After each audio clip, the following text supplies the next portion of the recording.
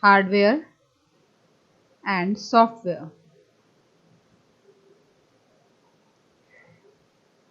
Now computer consists of both hardware and software parts. They are actually, both of them are important for the working of the computer system, because computer is an electronic device. So all the components that are visible to us, that we can see or touch, they are called hardware, like mouse, keyboard, or all the wires, or within the cabinet also the parts that you can see with your eyes, they are all known as hardware. The software is a general term which is generally used for the programs that control the operations of the computer system. These programs, they can be built in, they are purchased by the user, or they are written by the user. So a set of sequence of instructions is known as program. Basically, a software is always required to use the hardware. Without the use of software, the hardware cannot be used. Every hardware component uses a software. Like you can use mouse only if your system is supported by the software that can recognize the mouse motions. These softwares are of different types. The main types are system software, application software, and utility software. So this is the complete chart that depicts the software and its types. The main types of software are system software, utility software, and application software. System software is again of two types, operating system and language processor. Then application softwares are of two types, general purpose and customized software. The language translators are of three types, compiler, assembler, and interpreter. The system software. As the name itself indicates, it is directly related to the operations of the computer system. So computer basically performs its operations, like all the controls that are associated with the computer operations, and utilizing the computer hardware, working of all the devices that are attached to the computer hardware, that form the computer hardware, they are managed by the system software. The basic purpose of the system software or software includes these software, they assist in running the application programs. They are designed to control the operations of the computer system. The system software basically directs computer what to do and how to do. So a computer, it means it is clear that a computer cannot be used without the help of the system software. The two types of system software are operating system and language translator. Now next, what is operating system? It is basically a software and hardware. Both are managed by a software that is called operating system. All the working of other devices, other software, they are controlled by the operating system only. So we can say the flow of information from the processor, the input, output, and processing activities, and handling the different type of tasks that are being done on the computer system, they are all controlled by operating system.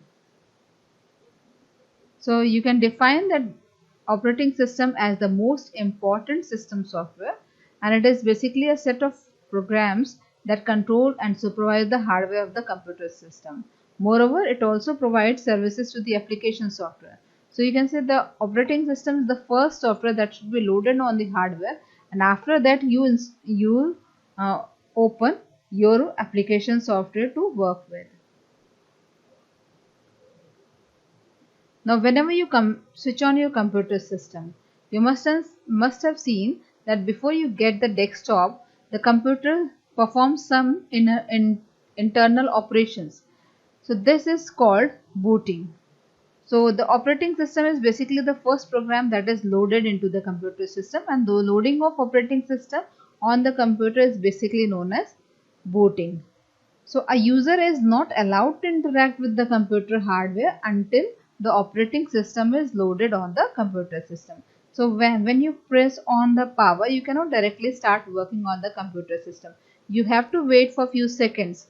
When you can see that many type of screens, they are changed, and certain things are displayed on the screen. So that is actually the time when the operating system is being loaded, that is, it is being copied into the RAM. Some of the important operating systems are DOS, Windows, Unix, Linux, and Solaris. These are few examples. The most popular one is Windows.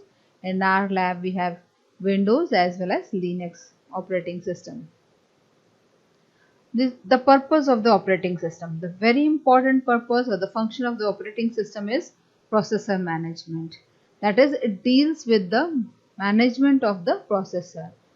It takes care of the CPU time, because there is one processor and you can use the same processor to perform different type of tasks simultaneously, and this is done by a process called scheduling.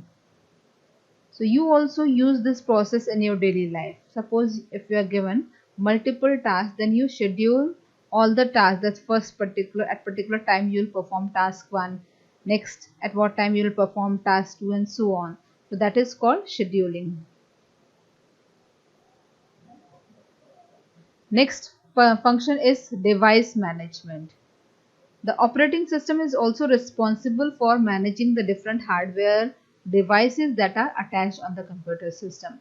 You can understand it clearly by an example. If you press a file that has extension MP3 and if your system has the speaker attached, it automatically starts working. The speaker automatically starts playing, isn't it? So you can listen to the song. So that device, it starts working. So that instruction is given by the operating system. Similarly, if you give a command to print, the printer starts working. So that is called device management. And to optimize the CPU time, the operating system uses two techniques, that is called buffering and spooling. Buffering you must have seen when you open any document which is too lengthy, or any video which is very lengthy. It takes time, or you are allowed to view certain part of the document or video, and then meanwhile the other part is being loaded into the system. That is called buffering. Spooling means using devices by multiple systems, that is sharing of devices. So that is also performed by the help of operating system. Next important task of operating system is memory management. So in computer, you know that the processor and all the input output devices, they interact with the memory. Whatever input is entered by the user, it goes to the memory. Then after the processing also, the result goes to the memory. So all the output devices, they are directly in contact with the memory. So when the program needs to be executed, it is loaded into the main memory until the execution is complete. So the program resides there until the execution is complete. But once the execution of that particular device is over, the memory space is freed and then it is available to other programs. For example, if we have multiple operations, if we are performing multiple operations simultaneously, like you are listening to the song, you are typing a document, you have sent a document to for printing also. So all these operations, they are utilizing some part of the memory. So if any particular task is complete, like if the printing process is over, then whatever area it is occupying in the memory is freed and then it is made available to other programs. That is how the memory management is performed by the operating system. Next important task is file management. This is also another important function of the operating system. You know, you can store your files on the computer system in form of folders or subfolders. So that particular method of storing file is provided by the operating system. So any data that is stored on the computer is actually in the form of files.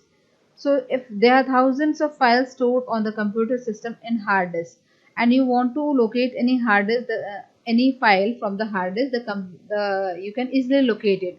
It is actually the operating system working for you on the basis of the file allocation table or FAT that is created by the operating system.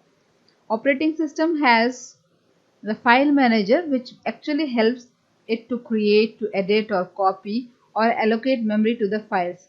It is just like the index that you prepare in the beginning of your notebooks, or there is an index in the books also. So what is the utilization of the index? You can easily go to the particular topic you want to read if you have index in your book. Otherwise it will be very difficult for you to locate that topic in the book. So fat area provides that feature, that is accessing files quickly. Next type of system software are language processor. As the name indicates, they process the language, that is they convert one language into another. So whenever you write any program, you cannot write program in binary language, and all of you know that computer can understand only binary language, that is the language of zeros and one, because that is the language that is understood by any machine. So whatever instructions you write, it is in high level language and it is called source program or source code. The source code, since it cannot be directly executed by the computer, it should be converted into machine language. And that machine language program is known as object program or object code. So it requires a special software to translate program written in a high level language or assembly language into machine code. Such programs are called language processor or translator program. The language processor are of three types: assembler, compiler and interpreter. We will discuss them one by one. Assembler, it is basically a program that translates program written in assembly language into the machine code. The input of assembler is a source program that contains assembly language instructions. Assembly language is basically a middle level language. And the output generated by assembler is object code or machine code, understandable by the computer. The next type of language processor is the compiler. It is the translator that completes the whole program in one go, that is all at once. Example, C, C++, they are compiler based languages. So the most important feature is the whole program is converted in one go or at the same time. All instructions, they are converted from source code to object code all together.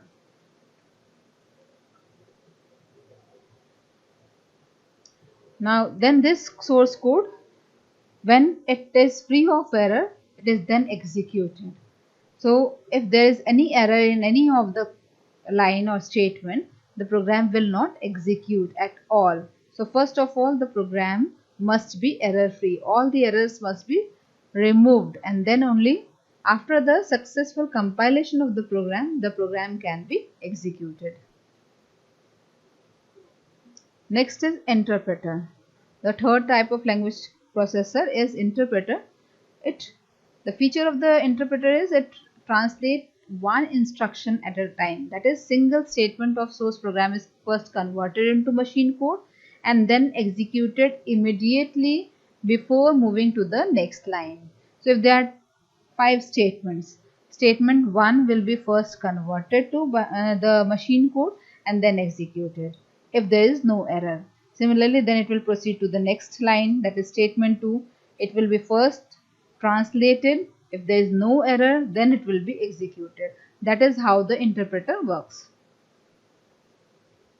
And if there is any error in the any of the statement, the translating is terminated. You have to first remove that error, then only you can proceed to the next part.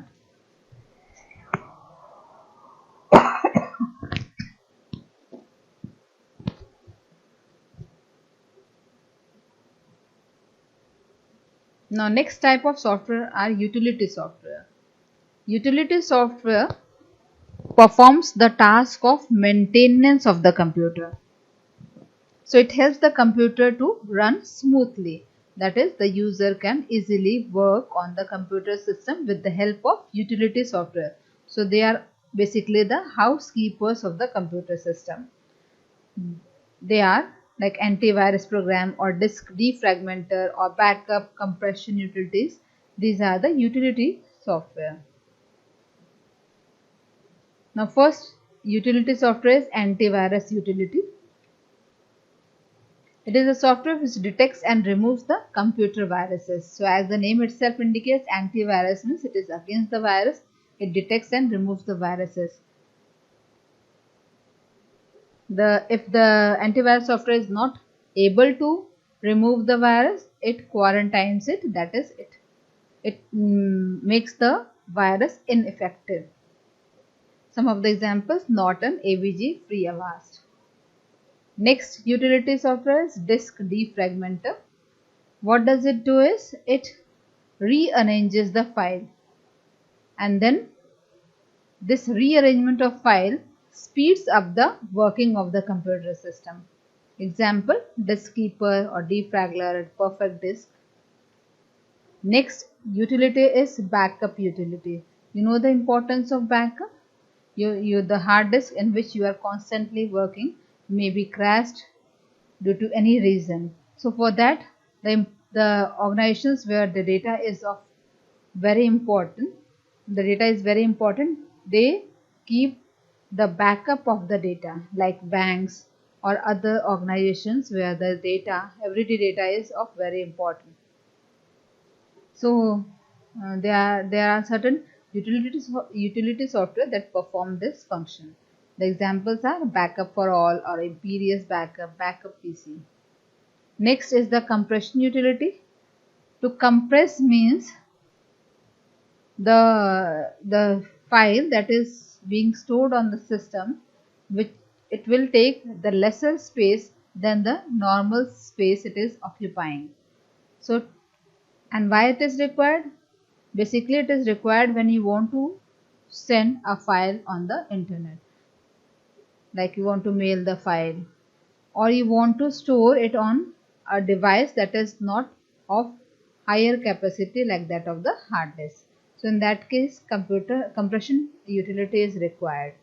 Some of the compression utilities are 7-zip, PKzip, WinZip.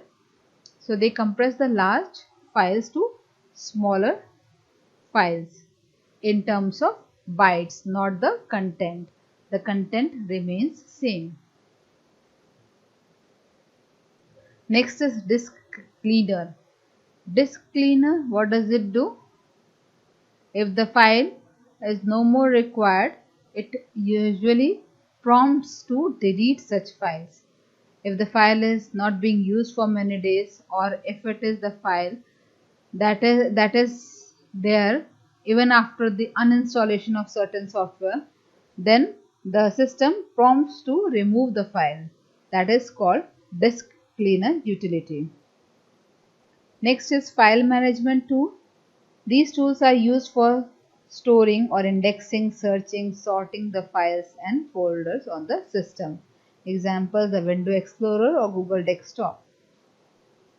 Next category of software is application software. As the name itself indicates, application software is a software that is designed for a particular application. That is, it is designed for particular task, like making a document or presentation, or managing the working of the bank. Such software are called application software. They are of two types: general purpose application software and customized application software. The general purpose application software. General purpose means they can be used by any person for a particular purpose. So some of the software, they are not designed for particular user, they are designed for particular task. So they are used in daily application in the different offices, so they are also called office tools, and the user is free to use these type of software in any way the user want. Example: word processor. So you all know, you must have used the word processor software. So it can be used in school for typing a letter or any document. It can be used in bank or any other organization to create, edit and format the documents. The examples of word processor are MS Word, Google Docs, LibreWriter. Next category is presentation software, which is used for designing the presentation so that you can display your your topic or your matter more effectively. It allows us to format the background, fonts, animation, audio, video, etc. And with the help of this, you can display or create a presentation effectively. Examples: MS PowerPoint, Prezi, Image, Canva, etc. Next are the spreadsheet packages. It is a general purpose application software that helps us to create and store the data in tabular form, that is in the form of rows and columns, and it can hold the text as well as numeric data. It is also known as spreadsheet. Each spreadsheet is a combination of rows and columns. Example: MS Access or LibreOffice Calc or Google Sheet. Next software, general purpose software, is DBMS or Database Management System. That is a software that helps us to create, manage or maintain a large amount of data. Example: MySQL, MS Access, Oracle or PostgreSQL. Next are the customized software. As the name indicates, customized means tailor-made. That is, it is specifically designed as per requirement of the user. So the user tells all the specification to the programmer, and then the programmer designs the software according to the customer or user's requirement. So it is made keeping in mind the individual need of the user. So it is also known as domain specific tools. Such type of software cannot be used by any other person or any other user. That is, it is used only by the user or customer for which it has been specifically designed. Example: inventory management system and purchasing system or school management system. If our school has designed or our school is using a particular software to manage the working of the school, then that particular software cannot be used in some other place. Similarly, payroll system, financial accounting, hotel management, reservation system, weather forecasting system.